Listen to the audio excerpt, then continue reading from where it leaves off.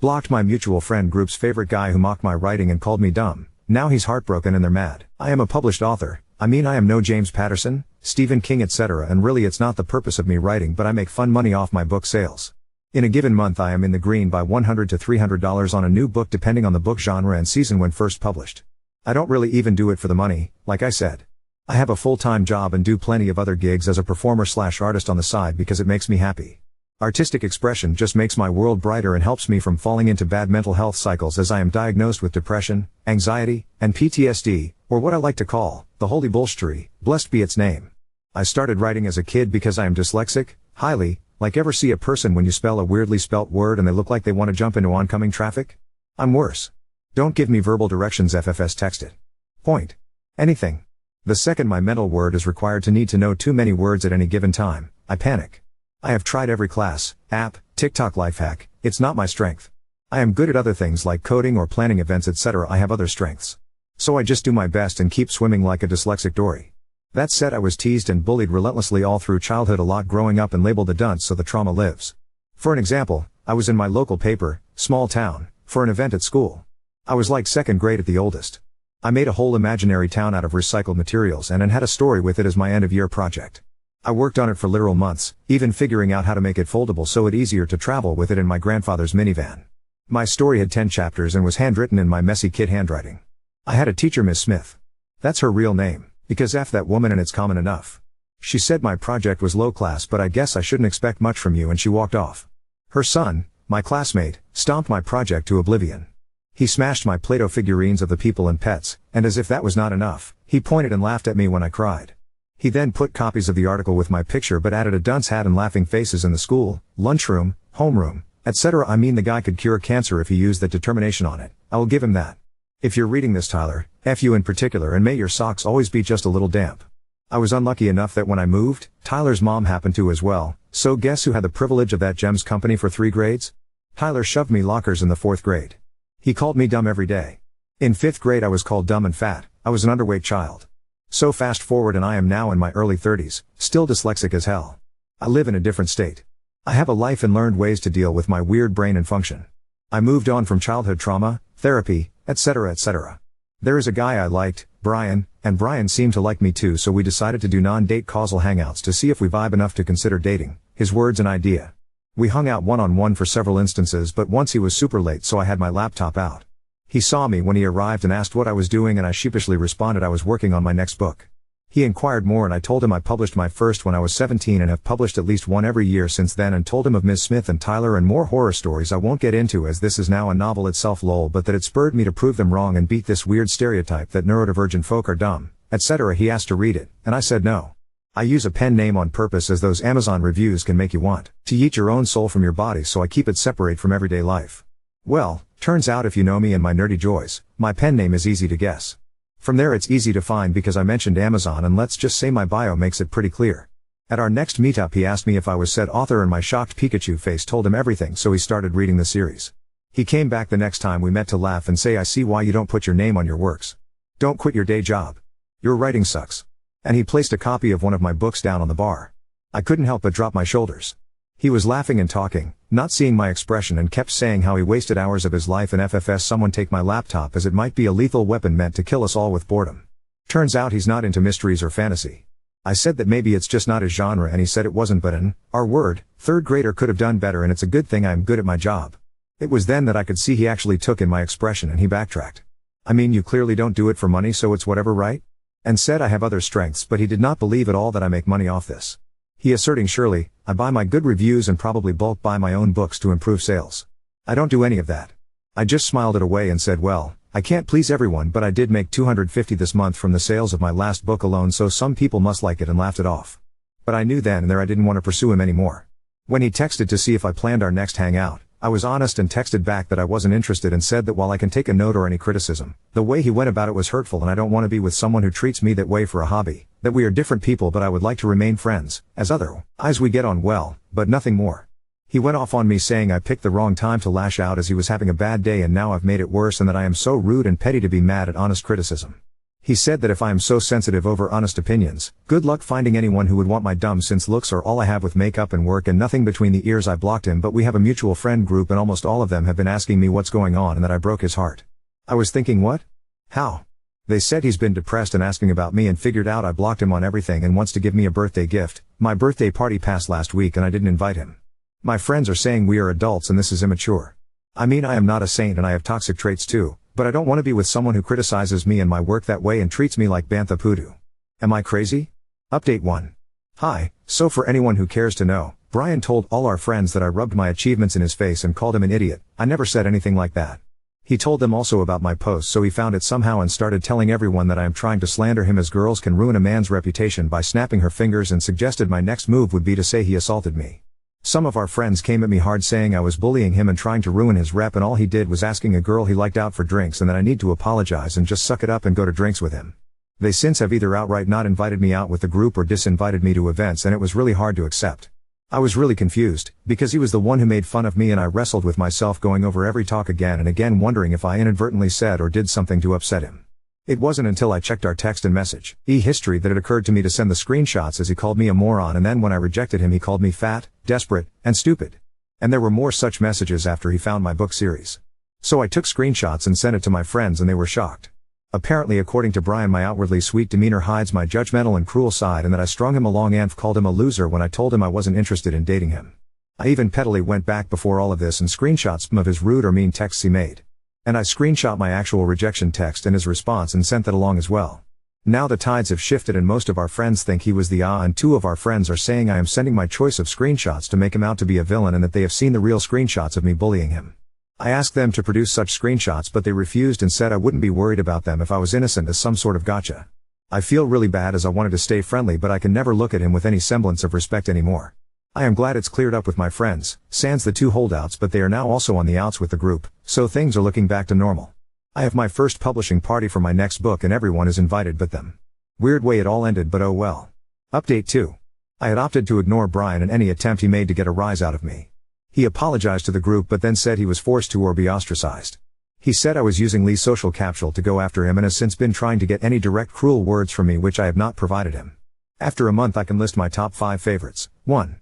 Going to places I also frequent and sitting nearby me no matter how much available seating there is elsewhere, or me moving my usual spot leagues away, and he will loudly have phone call talking about the BTCH who broke his heart because women are so sensitive too. Getting an alt account on nearly all social media to find me and follow my accounts which are public, as a workaround my blocking him, to comment reviews on any of my art, books, acting, modeling, doesn't matter, he will comment a reason I suck, and then will simply make a new account when I block the last one and delete his comments. 3. Anytime the group chat pops off with invites to events and I say I'm going, he will reply to that with my GF is the kindest person but I don't think she'd like me hanging out with you, etc. And if I don't reply to invites until he will say it's a good thing I'm not coming because of his GF, or that now he can't come because if I come his GF will be upset I'm hanging with an ex. We never dated. When any of us ask who his GF is he says she's shy and he will introduce her eventually, etc. 4. I am speaking at a conference and got excited and shared in the group chat and everyone congratulated me, but he said that was okay but not newsworthy, and then looked up the conference and saw I have a relative also presenting and suggested that is how I got the spot and not on my own merit. 5. Revealing this Reddit name to the friend group and linking my first post as proof I bully him despite not speaking to him, not naming him, and leaving put most if not all identifying info about him. He's insisting I edited out the worst parts and I can't prove I didn't, so, whatever. So all of that has been happening, and yes, I unblocked his phone number only because it was screwing up what I was seeing in the group chat and I got lazy and didn't figure it out. Plus he doesn't text me directly anymore anyway. Well, about a week ago, I went up to house sit for my parents, a small drive away from my own home, and was due to stay for about a week. I only told the few friends in the group that didn't side with Brian the first round of BS. I used this time to go to war, and then spend my non-working hours on my book, and I came up with a new pen name. I decided to revamp the whole fictional universe I created and was excited after I designed the cover for my first next book. I shared it with all in the group but him and his 2 flying monkeys, but he found out about it anyway and flipped out in the group chat saying I was trying to show off again and that I was trying to steal his spotlight, as we all know damn well he is publishing his first book on Amazon this summer, and me publishing mine at the same time with my fancy cover etc. was just another form of bullying. He akined it to if in war white at his wedding. I have to honest here. I had enough. I put up with this behavior for months now. So I flat out said he never mentioned a book to me, and shared a screenshot of calling writing the profession for the R word, but unlike sharing the screenshot before, I didn't blank out the word. What a difference a word can make.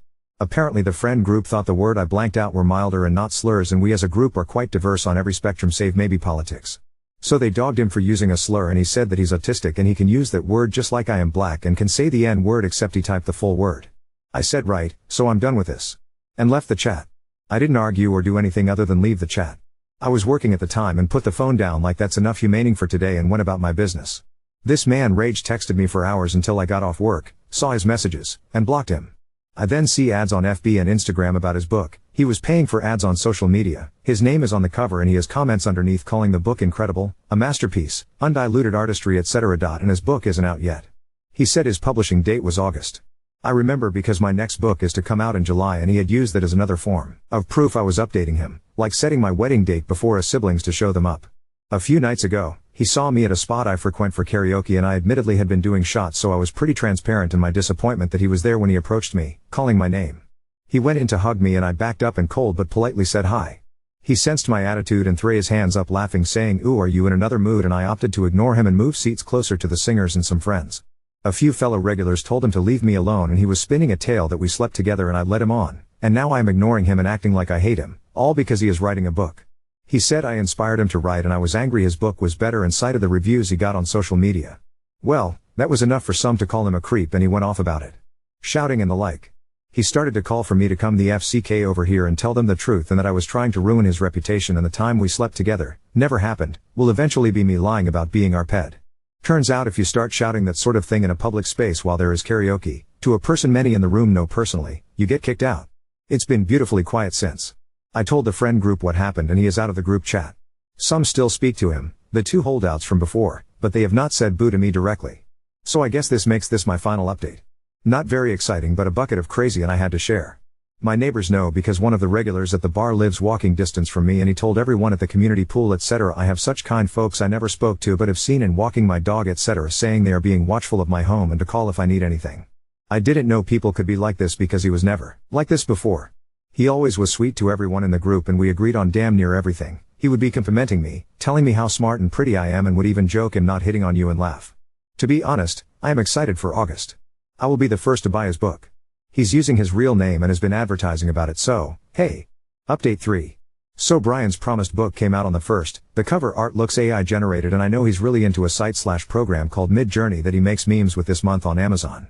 His page promises that it's the start of a series. Even before it came out, it had reviews raving about it being a masterpiece, so okay, I went and bought myself a copy.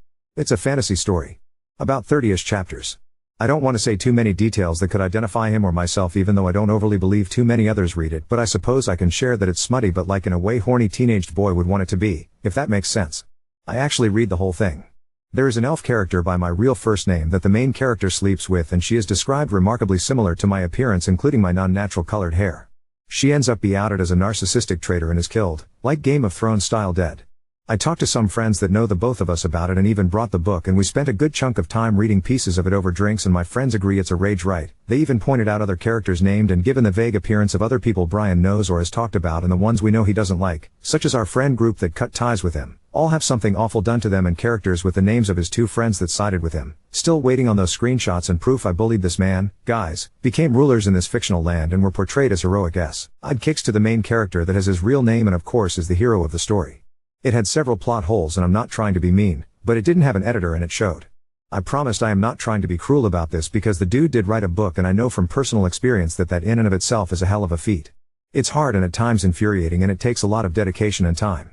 I'm not trying to belittle his efforts at all, fair play to that, but it's quite clear it was rushed. The chapters vary in length with some being super weirdly short and choppy and others being super long and wordy. If you write a book, have it edited. Trust me on this.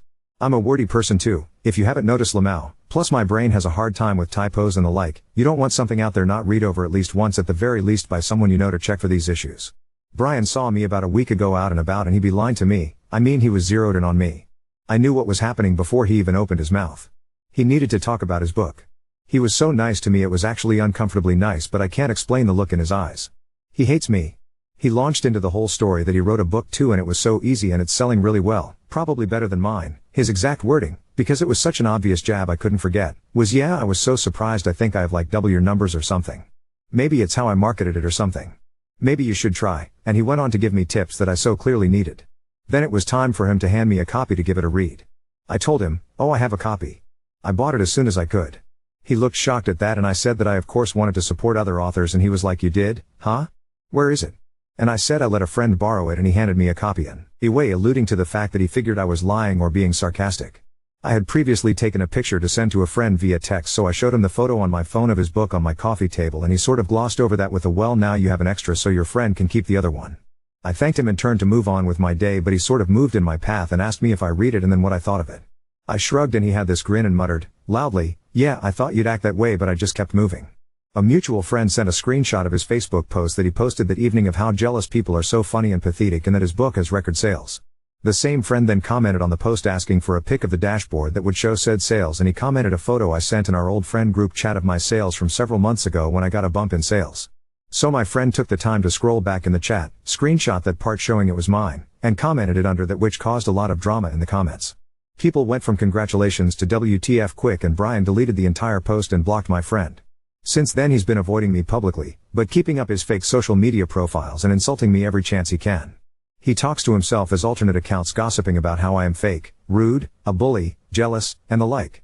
If I block one, another pops up, and a comment will appear from another account outing me as someone who blocks anyone I don't agree with for calling me out.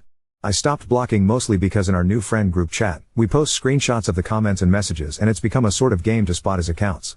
So Brian, because I know you're reading this, I will be keeping this account and I've found writer subs here I will be joining. Now on to second story. Husband wants his ex-wife to be our daughter's primary caretaker instead of daycare, but I'm firm on maintaining our boundaries. My husband, 38 male, is trying to convince me, 28F, to have his ex-wife be the primary caretaker for our daughter instead of utilizing daycare when we return to work. Our daughter will be 3 months old when my maternity leave ends, and the plan has always been for her to go to daycare. We have read reviews and interviewed the director at the daycare, and up until about a month before our daughter was born he seemed satisfied with this arrangement. Around the 7-month mark of my pregnancy my husband got the idea that we should ask his ex-wife to watch our daughter instead of utilizing daycare. We have a very positive co-parenting relationship with her and have never had so much as an argument. We all work together to do what's best for their son, M8. While we have a great co-parenting relationship, I'd like to maintain the current boundaries we have in place. To me, having to drop our daughter off every day and pick her up before and after work has potential to blur lines and create an arrangement I'm simply not comfortable with. While I understand this would likely save us money and give him peace of mind with personally knowing who will be watching our daughter, I don't think it is something I will ever be entirely okay with. He insists I need to put my ego aside and take emotions out of my decision making to choose what's best for our daughter. This arrangement would also require him to alter his work schedule significantly and require either one of us to take off work when she or their son is ill, not to mention we would have to plan summer vacations around her schedule as well.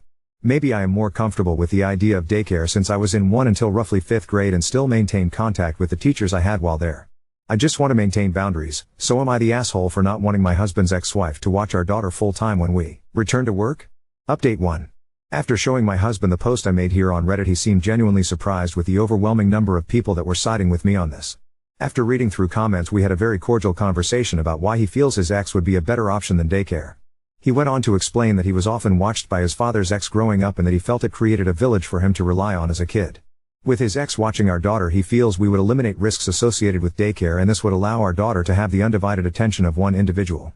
Thanks to this post he was much more willing to hear me out and ultimately left the decision up to me, but still made his opinion on daycare very clear. After our argument the other night I gave in to a certain extent and told him to reach out to his ex to see if this is something she would even want to do. While she wasn't opposed to it, she wasn't necessarily jumping at the opportunity either. She seemed indifferent and more like the money would be beneficial, but wasn't going to be offended if we chose daycare at the end of the day. I have stood my ground throughout this and made it clear I'd like to maintain our current co-parenting dynamic and avoid putting ourselves in a position where we could jeopardize the relationship. We still don't agree on the matter, but he has accepted my choice and validated my feelings.